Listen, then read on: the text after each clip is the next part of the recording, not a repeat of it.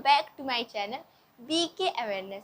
तो फ्रेंड्स, ये wave optics का तीसरा लेक्चर है और इस लेक्चर में हम जानेंगे हाइगेंस वेव थ्योरी द्वारा रिफ्लेक्शन और रिफ्रैक्शन को प्रूफ करेंगे, यानी एक्सप्लेन करेंगे। हाइगेंस वेव थ्योरी द्वारा इसको एक्सप्लेन करेंगे और हाइगेंस ने कुछ प्रिंसिपल दिए थे उसको यूज़ करेंगे। हालांकि हाइगेंस ने लाइट्स की कई फिनोमेना को एक्सप्लेन किया है अपने वेव थ्योरी द्वारा, बट हम रिफ्लेक्शन और रिफ्रैक्शन को ही इस लेक्चर में एक्सप्लेन करेंगे। फ्रेंड्स, जो हाइगेंस वेव थ्योरी है उनका मानना है कि जो लाइट है वो क्या है, वेव के रूप में चलती है। तो उसी को लेके हम प्रूफ करेंगे और उन्होंने कुछ प्रिंसिपल दिया था उसको भी देखेंगे। तो हाइगेंस वेव थ्योरी और हाइगेंस प्रिंसिपल को हमने लेक्चर वेव ऑप्टिक्स 1 और वेव ऑप्टिक्स 2 में डिटेल में बता लिया है, वहाँ से जाके आप उसको देख सकते हैं। तो फ्रेंड्स, अगर आपने वो मेरी वीडियो नहीं देखी है तो उस वीडियो का लिंक हमें डिस्क्रिप्शन में दे दिया है, वहाँ से जाके आप देख लीजिएगा या फिर कहीं से भी देख लीजिएगा। उसके बाद आपको ये कॉन्सेप्ट क्लियर समझ में आएगा, क्या रिफ्लेक्शन और रिफ्रैक्शन, परावर्तन और अपवर्तन। ठीक है फ्रेंड्स, लेक्चर को स्टार्ट करते हैं। तो फ्रेंड्स, रिफ्लेक्शन यानी कि परावर्तन समझने से पहले, एक्सप्लेन करने से पहले कुछ जो प्रिंसिपल है जो मोस्ट इम्पॉर्टेंट है इस रिफ्लेक्शन यानी परावर्तन में यूज़ होगा उसको हम जान लेते हैं। थोड़ा बहुत जो एक प्रिंसिपल है, उन्होंने प्रिंसिपल तो बहुत बताया है पर हम कुछ जो मोस्टली इम्पॉर्टेंट है इसमें यूज़ होगा उसको हम जान लेते हैं। तो देखिए, उन्होंने एक प्रिंसिपल बताया था, क्या बताया था कि propagation of wave is always perpendicular to wave front. यानी कहने का क्या मतलब है कि जो वेव प्रोपगेशन ऑफ वेव यानी कि वेव की दिशा, तो जो वेव की दिशा होती है वो क्या होती है, वो ऑलवेज परपेंडिकुलर होती है वेव फ्रंट यानी तरंगाग्र। वो तरंगाग्र क्या होती है, वो परपेंडिकुलर होती है। यानी अगर आपको कोई वेव दिया हो, जानते हैं जो हाइगेंस वेव थ्योरी के अकॉर्डिंग जो लाइट्स होती है वो वेव के रूप में चलती है। तो इनका ये कहना था कि जो प्रोपेगेशन ऑफ वेव है यानी जो वेव के चलने की दिशा है उसके परपेंडिकुलर क्या होता है, वेव फ्रंट होता है। तो यदि आपको कोई वेव दिया हो तो उसके अगर परपेंडिकुलर लाइन कोई ड्रॉ कर देंगे तो उसे हम क्या कहेंगे कि वो क्या है, तरंगाग्र है। ठीक है, यानी कि वेव फ्रंट है।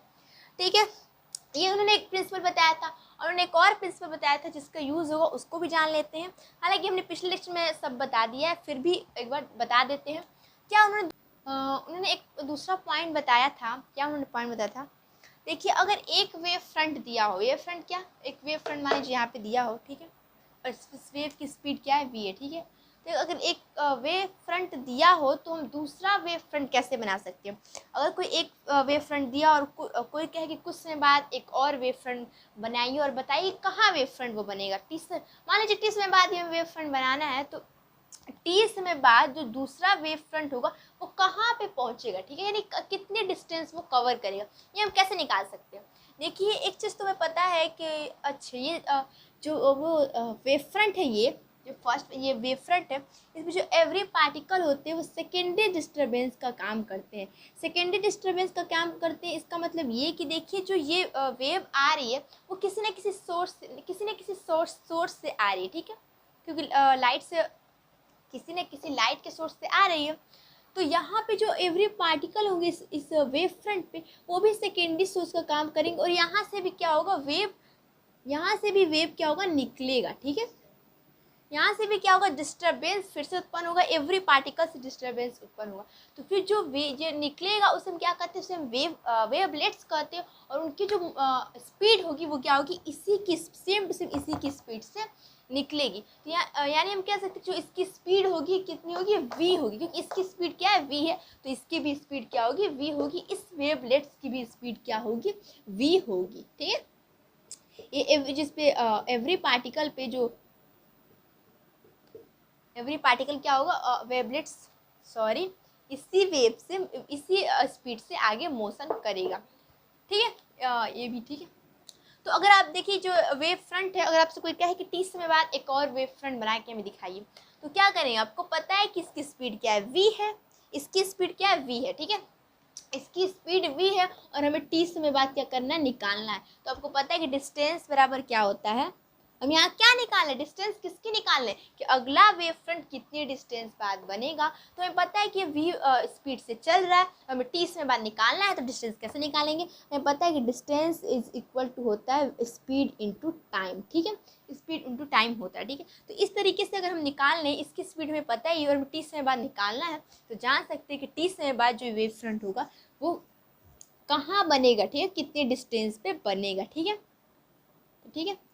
तो अगला वेव फ्रंट जो हमें t से बाद बनाना है, हम कैसे बनाएंगे, हमें तो पता चल गया कि इतने डिस्टेंस बाद अगला वेव फ्रंट बनेगा vt डिस्टेंस बाद। तो हम क्या करेंगे, इस एवरी पार्टिकल से हम क्या करेंगे, vt रेडियस का आर्क खींचेंगे, vt रेडियस का आर्क यानी vt रेडियस का चाप लगाएंगे यानी आर्क खींचेंगे। तो इस पॉइंट से खींचेंगे, एवरी पॉइंट से खींचेंगे, ठीक है, ऐसे ऐसे खींचेंगे और क्या करेंगे, इन सब जो आर्क है इन सब की स्पर्शा को यानी टेंजेंट को क्या करेंगे, मिला देंगे, ठीक है, सारे टेंजेंट को मिला देंगे और मिलाने के बाद जो बनेगा उसको ही हम क्या कहेंगे कि वो वीटी डिस्टेंस बाद यानी टी टाइम बाद क्या है, वेव फ्रंट है, ठीक है।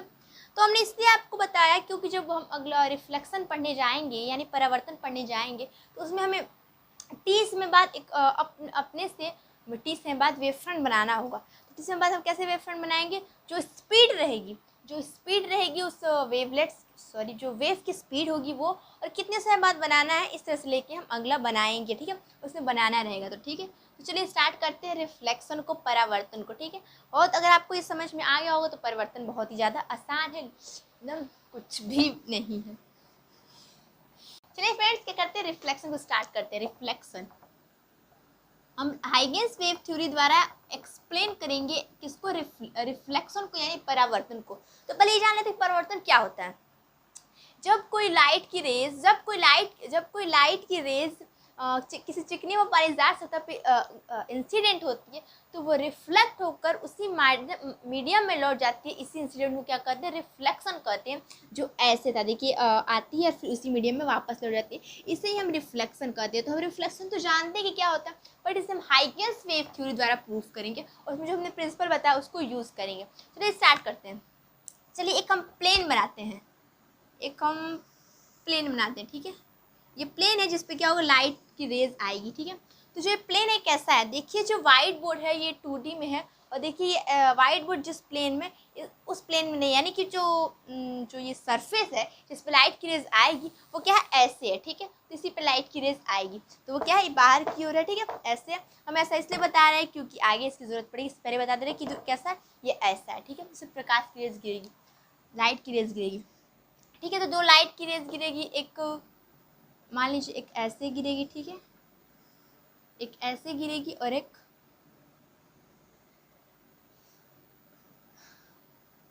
ऐसे, ठीक है।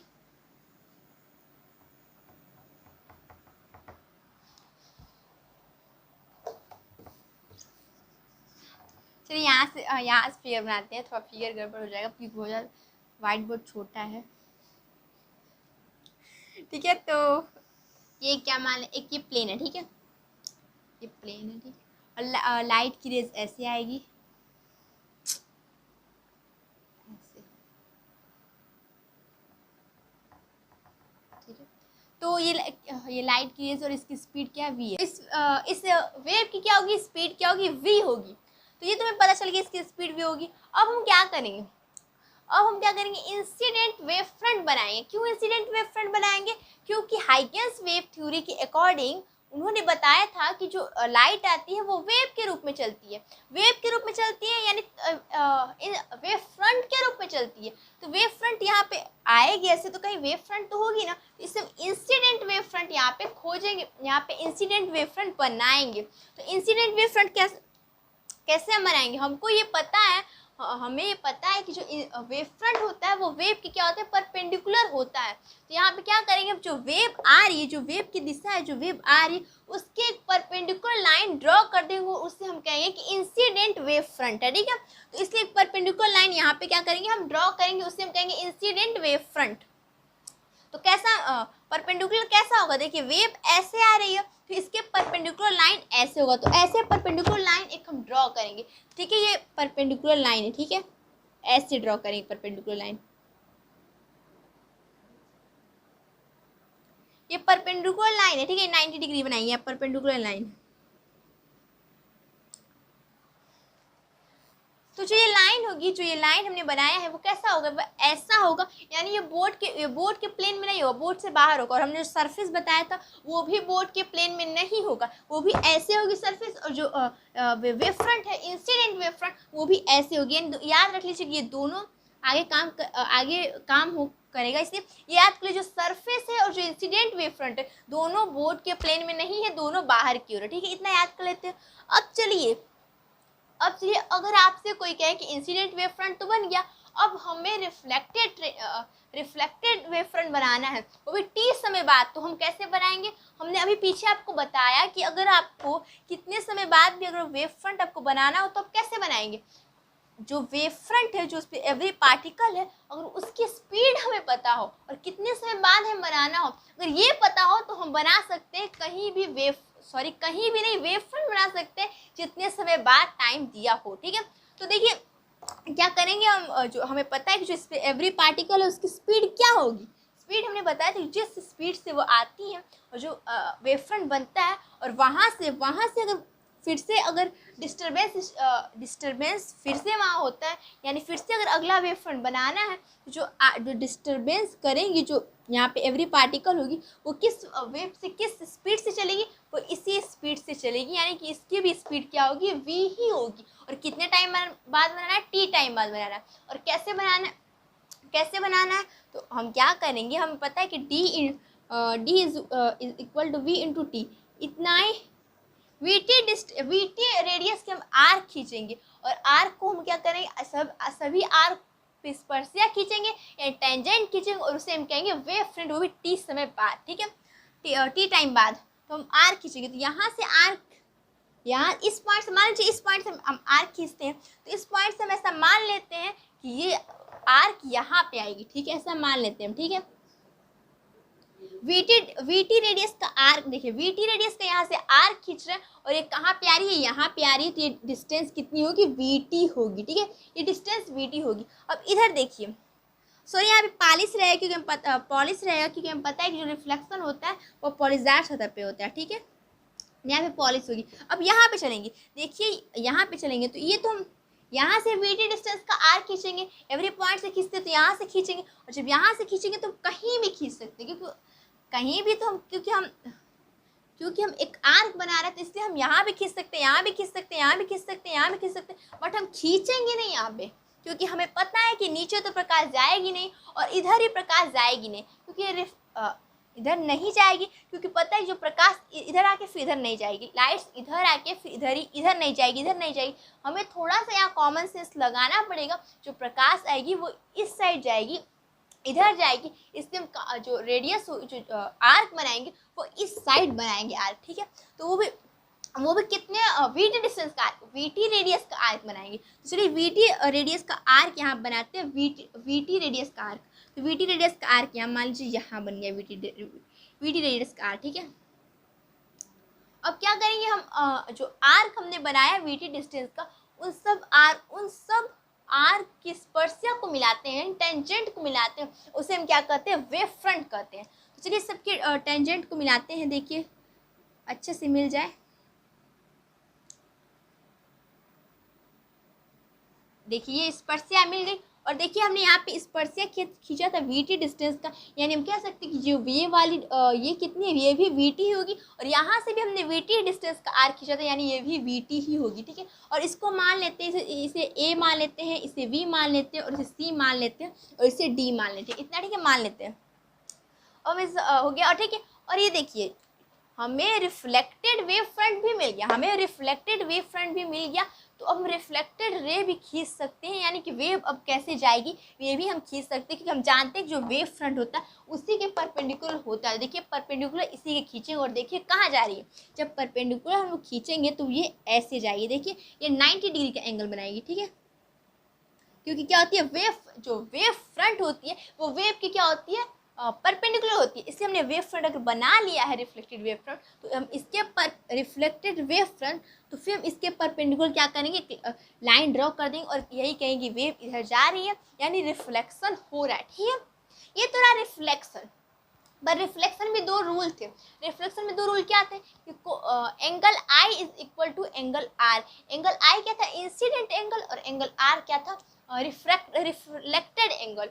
और इंसिडेंट एंगल क्या होता है, नॉर्मल और इंसिडेंट रे के बीच के बने एंगल को क्या कहते हैं, इंसिडेंट एंगल। और नॉर्मल और रिफ्रैक्टेड एंगल के बीच, रिफ्लेक्टेड एंगल के बीच बने एंगल को क्या कहते हैं, रिफ्रैक्टेड एंगल कहते हैं, यानी आर कहते हैं। ठीक है, चलिए यहाँ फिगर में देखते हैं। पहले हम क्या करेंगे, यहाँ पे नॉर्मल खींचेंगे, क्योंकि हमें आई और आर देखना है कहाँ पे होगा, और आई आर को क्या करना है, बराबर करना है। हमें पता है कि क्या होता है, रिफ्लेक्शन का पहला रूल होता है कि code angle I is equal to angle R, यानी इंसिडेंट एंगल और रिफ्लेक्टेड एंगल क्या होता है, आपस में इक्वल होता है। ठीक है, यहाँ पे क्या करेंगे, एक हम नॉर्मल खींचेंगे। ठीक है, यहाँ पे थोड़ा ध्यान से देखिएगा। ठीक है, एक नॉर्मल खींचेंगे, एक 90 नॉर्मल क्या होता है, नॉर्मल क्या होता है, 90 डिग्री होता है। ठीक है, 90 डिग्री पर। ठीक है, एक परपेंडिकुलर लाइन होता है सरफेस, तो उसे हम क्या करते हैं, नॉर्मल कहते हैं। ये नॉर्मल है। और देखिए, बेसिक हम जानते हैं कि जो नॉर्मल और इंसिडेंट एंगल है, इंसिडेंट एंगल, नॉर्मल और इंसिडेंट एंगल के बीच इंसिडेंट रे और नॉर्मल के बीच बने एंगल को क्या कहते हैं, इंसिडेंट एंगल। ये क्या होगी, इंसिडेंट एंगल आई होगी। देखिए, ये इंसिडेंट एंगल आई होगी, और देखिए ये वेव फ्रंट है, ये वेव फ्रंट है। ठीक है, और ये क्या थी, इंसिडेंट रे, यानी जो उनके कहने के बाद ये वेव है, तो ये इंसिडेंट रे और वेव फ्रंट ये भी एक दूसरे के परपेंडिकुलर है, उन्होंने बताया था। यानी ये क्या हो जाएगा, ये 90 डिग्री हुआ, ये तो 90 डिग्री होगा। और देखिए, जब ये 90 डिग्री होगा तो ये कितना होगा, ये एंगल कितना होगा, 90 माइनस आई, ये होगा 90 माइनस आई, यानी ये एंगल हो जाएगा 90 माइनस आई।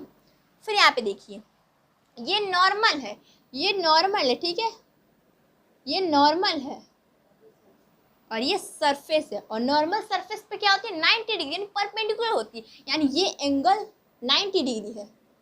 बस आप इसको अब देखिए कि ये एंगल क्या है, 90 डिग्री है।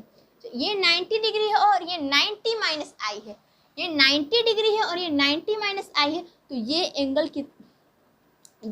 कितना होगा, ये एंगल देखिए, ये 90 है पूरा और ये 90 है और ये 90 माइनस आई है। तो अगर 90 में से हम 90 माइनस आई को माइनस कर देते हैं तो क्या होगा, आई होगा, यानी ये एंगल क्या है, आई है। ठीक है, और बेसिक हम जानते हैं कि जो रेज होती है, इंसिडेंट रेज और नॉर्मल के बीच बने एंगल को इंसिडेंट एंगल कहते हैं। पर इनके अकॉर्डिंग क्या हो जा रहा है, सरफेस, देखिए ये सरफेस है और ये देखिए वेव फ्रंट है, जो इंसिडेंट वेव फ्रंट था। सरफेस और इंसिडेंट वेव फ्रंट के बीच बने एंगल को क्या कहते हैं, इंसिडेंट एंगल, इनके कहने का मतलब था। ठीक है, तो इनके हिसाब से क्या हो जा रहा है, सरफेस और wave front, sorry incident wave front के बीच बने एंगल को क्या कहते हैं, इंसिडेंट एंगल कहते हैं। ठीक है, अब देखिए आप सेम टू सेम कंडीशन यहाँ पे भी यही होगी, सेम टू सेम कंडीशन यहाँ पे भी यही होगी। यहाँ पे एक नॉर्मल खींचेंगे, देखिए यहाँ पे एक नॉर्मल खींचेंगे हम, और इसे क्या कहेंगे, ये आर हो जाएगा। ठीक है, ये क्या, रिफ्लेक्टेड एंगल है, ये रिफ्लेक्टेड एंगल है। ठीक है, रिफ्लेक्टेड एंगल है, नॉर्मल है, तो ये क्या होगा, रिफ्लेक्टेड एंगल हो जाएगा, सॉरी ये रिफ्लेक्टेड रे है। ठीक है, तो ये आर हो जाएगा, और हम ये जानते हैं कि रिफ्लेक्टेड रे है और ये वेव फ्रंट है, तो इन दोनों के बीच बने एंगल को क्या कहें, बीच जो बना एंगल होगा उसे ये 90 होगा। ठीक है, ये 90 होगा, तो बस इतना देखिए कितना होगा, ये 90 माइनस आर होगा, ये 90 माइनस आर होगा। और ये भी पता है कि नॉर्मल और इसके सरफेस के बने बीच के एंगल को बना एंगल क्या होगा, 90 डिग्री होगा, क्योंकि ये सरफेस क्या है, इसके परपेंडिकुलर है। तो ये 90 होगा, तो 90 में से अगर 90 माइनस आर को माइनस करते हैं तो क्या आएगा, आर आएगा, यानी क्या होगा, यहाँ पे ये क्या हो जाएगा, एंगल आर हो जाएगा। तो फिर इनके कहने का क्या मतलब है कि जो ये देखिए, ये रिफ्लेक्टेड वेव फ्रंट, यानी रिफ्लेक्टेड वेव फ्रंट और सरफेस के बीच बने एंगल को क्या कहते हैं, रिफ्लेक्टेड एंगल कहते हैं इनके हिसाब से। ये तो हमने आई और आर जान लिया कि आई और आर क्या है यहाँ पे। अब क्या जो ये हमें दो ट्राइंगल हमें दिख रहा होगा, ये दो ट्राइंगल, इसको पहले हम बाहर निकाल लेते हैं, ठीक है। इसको हम क्या करते हैं, बाहर निकाल लेते हैं।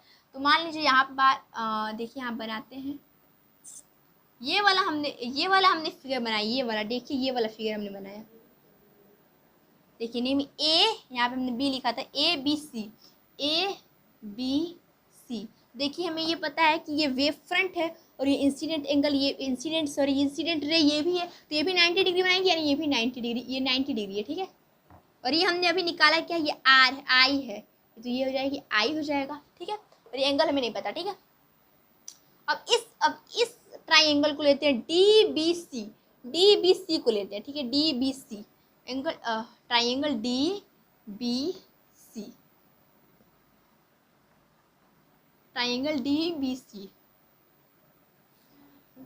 बी क्या होगा, बी यहाँ पे देखिए बी है, सी है और क्या है ये डी है, ठीक है। तो इसमें भी देखिए कि देखिए थोड़ा ध्यान देखिएगा, जो ये रिफ्लेक्टेड वेव फ्रंट है और ये क्या है, ये रिफ्लेक्टेड रे है, इन दोनों के बीच बने एंगल को क्या कहेंगे, 90 डिग्री। तो ये भी 90 डिग्री हो जाएगा, ये भी 90 डिग्री हो जाएगा, ठीक है, ये 90 डिग्री है, ठीक है। और हमने ये क्या, ये कोड आर है और ये हमें पता नहीं है, ठीक है। तो देखिए नीचे के जो ये तो कॉमन है दोनों में, यानी कि दोनों क्या बराबर है। देखिए यहाँ पे इन दोनों में ये कॉमन थी, इसलिए ये दोनों में कॉमन था, इसलिए ये दोनों बराबर हो गया, ये जो बराबर हो गया। और देखिए ये 90 डिग्री हो गया, ठीक है, ये 90 डिग्री हो गया। और एक चीज़ देखिए इसमें बी सी देखिए, बी डी देखिए, सॉरी बी डी देखिए, हमने बी से यहाँ पे एक वी डी डिस्टेंस का क्या बनाया था, आर्क बनाया था, यानी ये जो बी डी है वो कितना वी टी है, इसको लिख लेते हैं। और यहाँ पर भी अगर देखें तो यहाँ से भी हमने वी डी डिस्टेंस का आर्क बनाया था, यानी ए सी भी क्या है, वी टी ही है, तो ये भी वी टी हो गई। तो ये कॉमन है और ये वी टी है और एक एंगल 90 डिग्री है। तो क्या कर सकते हैं कि ये दोनों जो ट्राइंगल है सर्वांगसम है, सर्वांगसम यानी सर्वांगसम है, ठीक है, ये दोनों ट्राइंगल सर्वांगसम है। तो सर्वांगसम से हम क्या समझ सकते हैं कि देखिए सर्वांगसम से हम ये नहीं कह सकते कि ये एंगल आर तो ये भी एंगल आर, ऐसे नहीं कर सकते। देखते हैं करस्पॉन्डिंग एंगल, देखते हैं वीटी। देखिए वीटी के सामने का जो एंगल है और इस वीटी के सामने का एंगल, ये दोनों हम कहें कि आपस में क्या होगा, बराबर होगा, क्योंकि ये बराबर है, ये बराबर है, 90 डिग्री है और ये भी बराबर है। इसलिए हम ऐसा देखेंगे क्योंकि ये ट्राइंगल क्या है, ट्राइंगल समबाहु नहीं है, यानी कि ट्राइंगल ऐसे नहीं है, ट्राइंगल थोड़ा ऐसे है, इसलिए इसके सामने का एंगल और इसके सामने का एंगल आपस में बराबर होगा, और इसके सामने का एंगल और इसके सामने का एंगल आपस में बराबर होगा।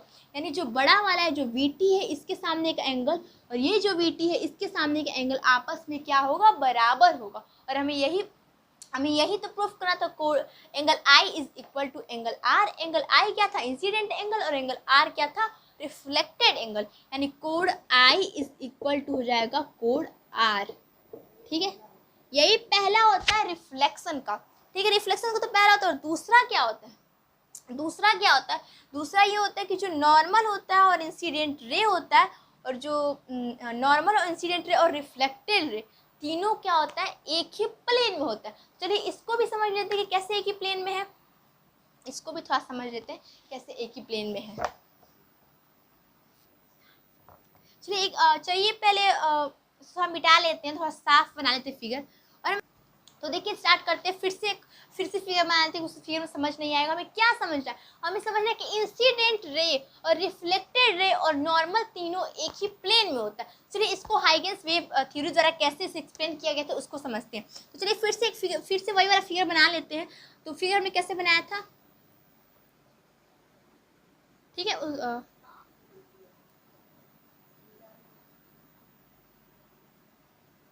ठीक है। यहाँ पे एक हमने इंसिडेंट वेव फ्रंट बनाया था, और यहाँ से हमने एक स्पर्शा खींची थी, और यहाँ से हमने स्पर्शा खींची थी, और दोनों स्पर्शा को क्या कहते हैं, मिलाया था। और उस मिलाते हैं स्पर्शा को क्या कहते हैं, वेव फ्रंट कहते हैं। ये रिफ्लेक्टेड वेव फ्रंट बन गया। और ये देखिए और यहाँ से हम 90 डिग्री का क्या खींचेंगे, वेव खींच देंगे। वेव का क्योंकि वेव प्रोपगेशन ऑफ वेव क्या होती है, परपेंडिकुलर होती है वेव फ्रंट की। वो सब छोटे छोटे स्टार्ट करते हैं। क्या हमें फिर से हम जान लेते हैं कि हमें क्या समझ आता है। हमें ये देखना है कि जो देखिए ये इंसिडेंट रे है, ठीक है, और ये रिफ्लेक्टेड रे है, ठीक है, और ये क्या है, नॉर्मल है, ठीक है। तो इंसिडेंट रे और रिफ्लेक्टेड रे और नॉर्मल क्या, तीनों एक ही प्लेन में होता है। इसी बात को हम यहाँ पे समझेंगे, ठीक है।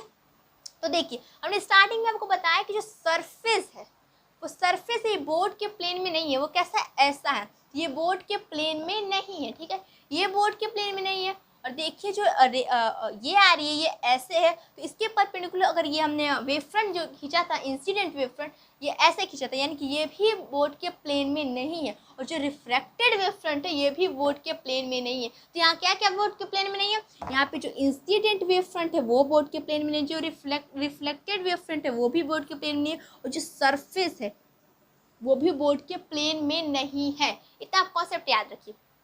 अब चलते हैं एक एक देखते हैं। जो ये इंसिडेंट वेव फ्रंट है ये बोर्ड के प्लेन में नहीं है, यानी वो कैसी है, ऐसी है।